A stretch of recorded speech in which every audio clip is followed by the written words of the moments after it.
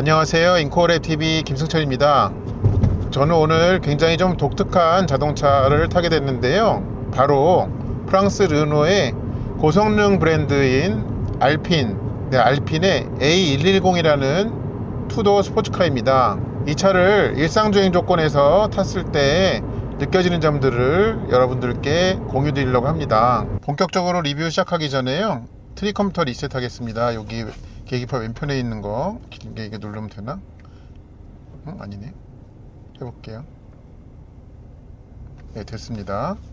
길게 눌러서 깜빡거린 다음에 기다려야지 되는군요. 먼저 이 차에 대한 간단한 소개를 드릴게요. 이 차는 정식으로 국내에 판매 중인 차량은 아니고, 저의 지인이 이 그레인포터 병행 수입 업체를 통해 가지고 작년에 구입한 차량입니다. 이 차는 1800cc 싱글 터보 엔진으로 252마력과 32.6kgm의 토크를 냅니다. 그리고 이 엔진은 국내에서 르노코리아가 판매 중인 SM6의 TC300 모델에도 탑재가 되고 있습니다. 물론 이제 그 SM6에 들어가는 엔진은 요거보다는 마력과 토크가 조금씩 낮게 되어 있더라고요. 그리고 변속기는 게트락의 습식 7단 DCT 변속기를 사용하고 있습니다. 그리고 이 차의 셰시는 르노의 다른 모델과는 공유되지 않는 전용으로 만들어진 셰시로서 알루미늄으로 제작되어 있습니다. 그리고 이제 이 차의 엔진에 탑재된 위치는 운전자의 바로 등 뒤인 미드십에 탑재가 되어 있습니다. 그리고 이 차의 샤시는 르노의 다른 모델과는 공유되지 않는 이 알핀 A110 전용으로 따로 개발됐는데요, 올 알루미늄으로 제작된 셰시를 갖고 있습니다. 그래서 차의 무게는 상당히 가벼운 편인 1100kg을 약간 넘고요, 미드십 차량이기 때문에 앞뒤의 무게 배분은 뒤쪽에 조금 더 높은 비율이 이렇게 얹혀져 있습니다. 이 차의 실내를 보면은 영락없는 스포츠카입니다. 그래서 어떤 차의 운행에 있어서 그 생존에 필요한 최소한의 그 장비만을 갖고 있다고 보시면 되겠는데요, 이 지름이 작은 이 스티어링 핸들은 손에 꼭 맞는 느낌을 줍니다. 그리고 여기 12시 방향에 이렇게 그레이 색상으로 이렇게 띠를 표시를 해서 이 스티어링 휠이 이 중앙 위치에서 돌아간 각도를 즉각적으로 알 수가 있습니다. 이 가운데에는 이제 알핀의 로고가 이렇게 들어가 있고요. 그리고 여기 이제 스포츠 모드 버튼이 있습니다. 빨간색으로. 근데 이 차는 이제 주행 모드가 세 가지가 있는데요, 항상 시동을 걸면은 노멀 모드로 시작이 됩니다. 이제 그렇게 주행을 하다가 이 스포츠를 누르면 계기판 모양이 바뀌면서 스포츠가 되고요, 이 스포츠를 길게 누르면 또 한 번 계기판 모양이 바뀌면서 트랙 모드로 이렇게 들어가게 됩니다. 근데 지금 보면은 트랙 모드로 가니까는 제가 ESC를 따로 끄지도 않았는데 ESC 오프 표시가 나고요, 또 계기판에서 보면은 저기 우측에는 지금 이 차가 내고 있는 마력수, 그 다음에 좌측에는 토크의 양이 뉴턴미터로 보여주네요. 다시 이거를 누르면은 이렇게 되고요, 이 차의 이제 센터 콘솔 부분을 보면은 기어 셀렉터가 없습니다. 저 버튼식으로 D와 N과 R 그렇게 있고요, P 버튼은 따로 없어요. 그래서 이제 시동을 끄면은 자동으로 이제 파킹 브레이크가 채워지면서 P로 들어가는 것이 확인이 됐습니다. 그리고 이제 이 파워 윈도우는 이렇게 원터치로 완전 자동 다운과 완전 자동 업까지 되는 그런 걸 갖고 있고요. 이 차에 이제 그 수동 변속을 위한 시프트 패드는 이 뒤에 아래 위로 길게 되어 있는데 좀 메탈 재질로 이렇게 느껴져서 그래서 손끝에 전해지는 느낌이 차갑습니다. 그리고 이 스티어링을 돌렸을 때 이 같이 돌아가지 않는 이 패들은 이 컬럼, 그러니까 스티어링 컬럼에 고정되어 있는 타입입니다. 근데 이제 이 패드를 통해서 수동 변속이 가능하지만 이 고정적으로, 그러니까 매뉴얼에 놓는 그런 버튼이 이 기어 셀렉터에는 없거든요. 이제 그거는 이 D 레인지 버튼을 다시 한번 누르면은 계기판의 표시가 D가 M으로 바뀌면서 수동 모드로 들어갔다는 것을 운전자에게 알려줍니다. 그 상태에서 다시 D 버튼을 누르면 이제 자동 변속 모드로 돌아가고요. 근데 이제 재미난 점은요, 이렇게 스포츠 모드로 누르면 여기까지는 자동 변속이 머물러 있습니다. 그런데 아까 이제 한번 보여드렸던 것처럼 트랙 모드로 들어가잖아요. 트랙 모드는 네, 이렇게 M 표시가 크게 나요. 그러니까 이 트랙 모드에서는 이 수동 변속 모드가 어떻게 보면 연동해서 작동한다고 볼 수가 있겠습니다. 이렇게 주행을 하다가 다시 이제 노멀 모드로 들어오잖아요. 그럼 여전히 수동 모드로, 그러니까 수동 변속 모드로 남아 있어요. 그때는 다시 D를 눌러 가지고 자동 변속으로 이렇게 바꿔줄 수가 있겠습니다. 이 센터 페시아 부분을 보면요, 정말 작은 크기의 이 컬러 스크린이 터치로 이제 되어 있고요. 이게 병행 수입 모델인데도 불구하고 여기에 이제 한글 지원이 되더라고요. 네, 그런 점은 좀 재미있게 느껴졌습니다. 그 아래에는 이 아이들링 스탑앤고를 끄는 버튼, 그 다음에 ESC 오프 버튼, 그 다음에 비상등, 이 도어의 잠금, 그 다음에 스크린을 이제 껐다 켰다 하는 버튼, 그게 이렇게 피아노 건반 스타일로 이렇게 되어 있습니다. 그리고 센터 페시아의 아래 부분에는 그 오토 버튼이 있는 매뉴얼 느낌의 공조장치가 들어가 있습니다. 이 차의 이제 하체 세팅은요, 이 전자제어 서스펜션은 아닌 것으로 보입니다. 어디에도 감쇄력을 이렇게 바꾸는 그런 게 없더라고요.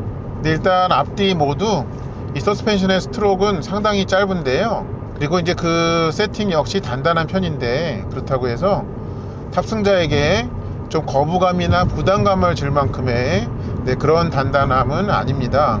지금도 이렇게 지속적으로 노면이 변하는 컨디션을 통과를 해보면요, 정말로 이 타이어가 이 노면에 어떤 변화를 어떤 식으로 타고 넘어간 거 있는지를 운전자의 몸에 다 느껴지게 해줍니다. 근데 참 신기한 거는 그런 와중에도 부드러움은 좀 남겨져 있다는 것입니다. 물론 이 차를 일상용으로 고려하신 분은 단 한 분도 안 계시겠지만, 잠깐씩 어쩔 수 없이 이 차로 일상 영역을 좀 들어가야 될 때에도 그렇게 부담감을 주지 않는다는 점은 좋은 점인 것 같습니다. 이 차는 앞뒤에 모두 이제 브렘보의 캘리퍼를 갖고 있습니다. 그래서 정말 브레이크를 밟을 때 어떤 페달의 담력이 묵직한데, 정말 운전자가 오른발에 힘을 주는 만큼 딱 그만큼씩 제동력이 높아지는 느낌으로 만들어주고 있습니다. 그래서 좀 페달이 처음 위치에서부터 밟혀가는 데 있어서 중간에 어디 좀 과하게 과장되거나 아니면은 좀 제동력이 선형적이지 않거나 그런 영역이 없다는 말씀입니다. 네, 이 브레이크 느낌이 상당히 묵직합니다. 그래서 지금 탑승자에게 좀 믿음감을 준다고 해야 될까요? 네, 그런 느낌이 있습니다. 그리고 이제 완전 수동 조절식으로 되는 이 버켓 시트는 운전자의 하체 부분뿐만 아니라 상체, 그런데 상체에서도 어깨 부분까지 완전하게 탑승자를 감싸줍니다. 그래서 제가 지금 와인딩 로드 촬영을 하러 가보고 있는데요, 거기에서도 이 운전 자세를 지속적으로 유지하기가 상당히 좋을 것으로 보입니다. 제가 아까 차를 움직인 지 얼마 안 됐을 때는 뭐 이 정도 승차감이 일상용으로도 괜찮겠다 라고 말씀드렸는데요, 아니에요. 좀 더 타보니까 네, 꽤 부담스러운 승차감입니다.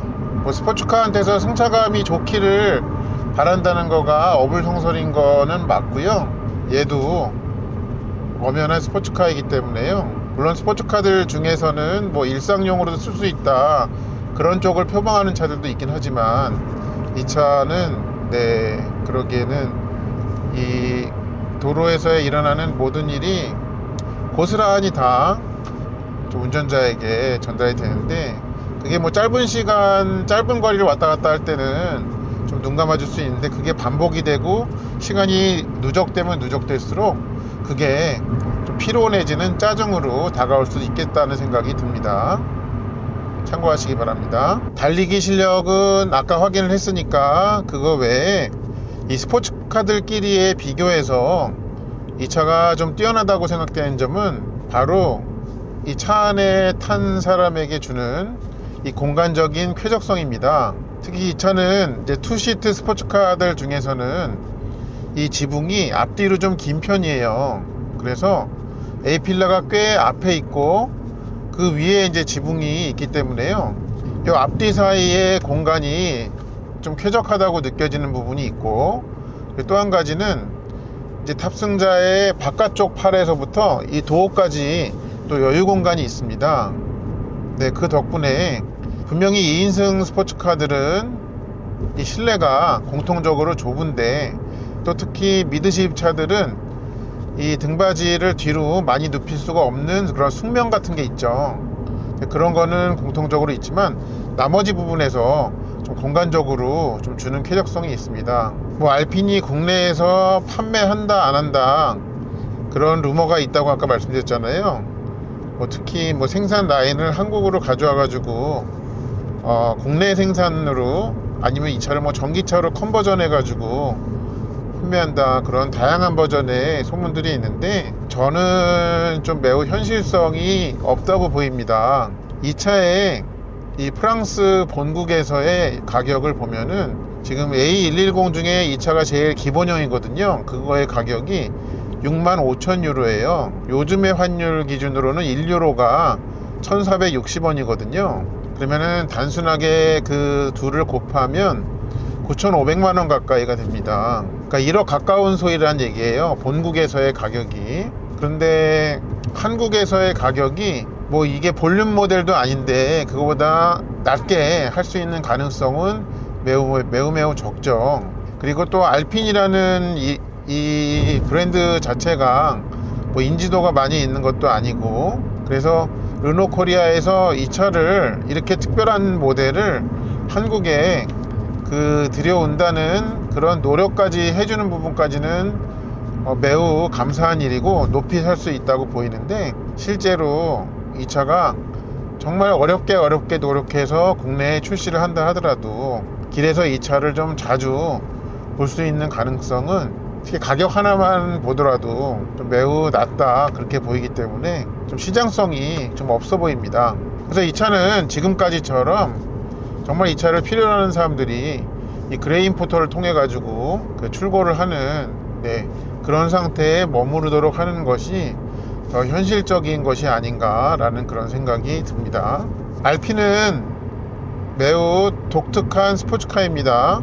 2인승이면서 미드십이면서 경량 스포츠카인, 네, 그러면서도 매우 빠른, 그러니까 그런 스포츠카가 어떤 게 있는지를 좀 떠올려 보게 된다면, 사실 이 차와 좀 비슷한 캐릭터의 차는 종류가 전 세계적으로 많지가 않습니다. 반면에 매우 고가의 스포츠카이기도 합니다. 그래서 어떻게 보면은 이 차를 선택을 할 때는 정말 내가 드림카를 사기 위해서 열심히 돈을 차곡차곡 모아가지고 그야말로 연끌해가지고 사는 것보다는, 다른 여러 차들이 갖고 있는 게 있는데 또 이미 스포츠카에 대한 경험이 많이 있으신데 또 좀 이런 새로운 컨셉의 차는 어떨까, 그런 종류의 궁금증을 가진 분들에게 이 차는 좀 새로운 맛을 전해주게 될 것입니다. 리뷰를 마쳐가는 시점에서 총 주행 거리와 연비를 보여드리면요, 한 141.8km 정도를 주행을 했고요.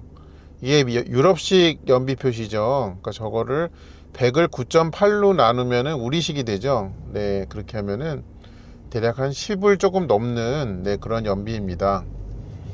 그러니까는 요거는 이제 한 군데 와인딩 로드에서의 리뷰를 위한 격한 주행을 포함을 한 거고요. 그러니까 평균 한 10이라고 보면은 맞을 것 같아요. 그리고 이제 도로 흐름을 따라서 고속화도로 주행을 할 때에는 그러니까 리터당 19에서 20km의 연비를 뽑는 것은 어렵지 않았습니다. 네, 이상으로 국내에서는 정식으로 판매하지 않는 르노 알핀 A110의 일상주행 조건에서의 리뷰를 마치도록 하겠습니다. 이 차가 궁금하셨던 분들께 저의 영상이 도움이 되었기를 바랍니다. 시청해주셔서 감사합니다.